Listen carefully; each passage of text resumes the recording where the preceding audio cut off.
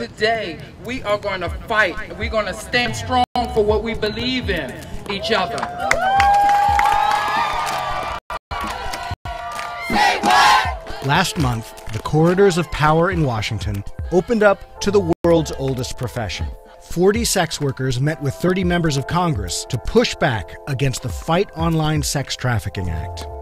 Why would professional lawmakers meet with professional lawbreakers? Reason tagged along to find out why.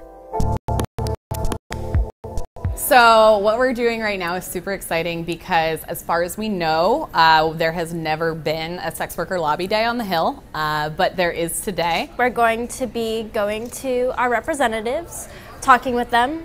A lot of them aren't super familiar with sex worker rights. Particularly in the wake of SESTA and how SESTA has impacted us. SESTA is a bill that passed recently that heavily restricts and criminalizes advertising for sex work on the internet. The Stop Enabling Sex Traffickers Act, or SESTA, would allow sex trafficking victims to have their day in court by eliminating federal liability protections for technology providers that knowingly facilitate online sex trafficking. Today, when the House votes on FOSTA, we will be sending a clear message.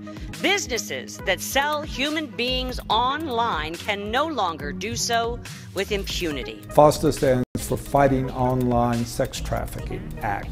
It is a law that purports to fight minors being forced into sex work. And it purports to do it by increasing liability for online intermediaries. The bill also provides increased criminal liability and thus deters websites and individuals from selling human beings online. Websites will no longer be able to turn a blind eye or actively conceal this horrific practice without facing very real consequences. The federal government says if you're an online platform, you generally are not liable for what goes on by users on your site. FOSTA and SESTA before that are the first steps toward enforcing more liability, allegedly to go after sex traffickers.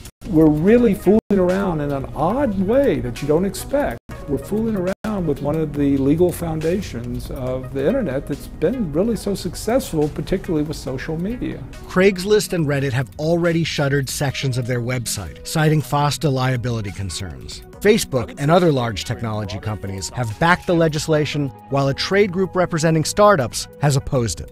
Thank you very much for being with us today as we sign this crucial legislation to combat online sex trafficking and bring criminals to justice. Signing the bill was very much in character for President Trump. It's a bill in which it appeals to people's gut instincts about things.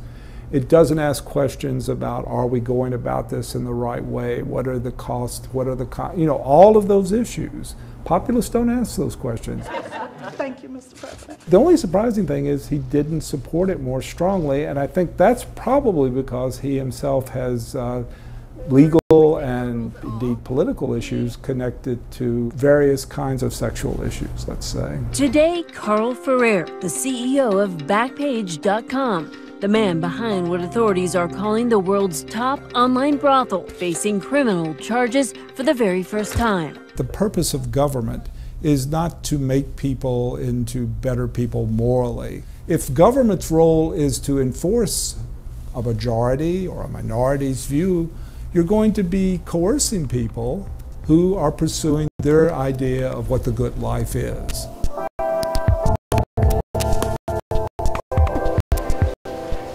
To even discuss sex work is something that we weren't sure what the response would be for that. Sure. And that is the problem that we're trying to overcome here right now, is the lack of communication, because we've found that most people don't even know what FOSTA and SESTA are/were, and that they were very effectively manipulated, essentially, into believing that it was truly an anti-trafficking law, when in reality it is hurting survivors of trafficking, and it's really hurting sex workers. Sex workers often advertise on the internet as a way to screen clients. And this is a huge help in keeping people safe. If you don't have the ability to check on someone's criminal record, for example, before you meet up with them, you don't know if they could be violent or not.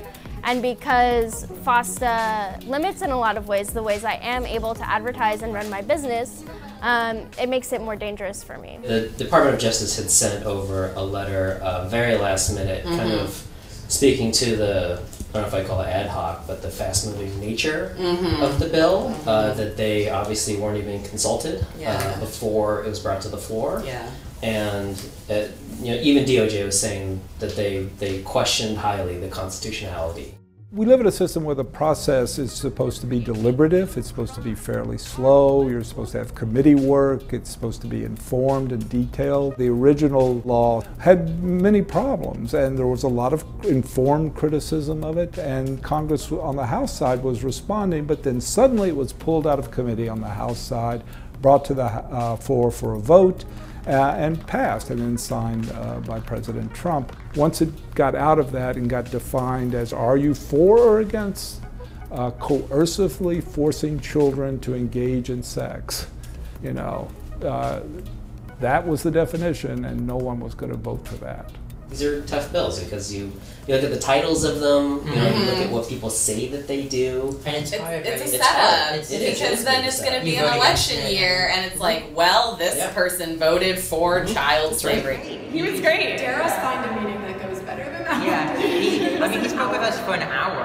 I don't often leave a building feeling hopeful for my government. Exactly, yeah. Being like, wow, I really feel like I'm being represented by my elected officials.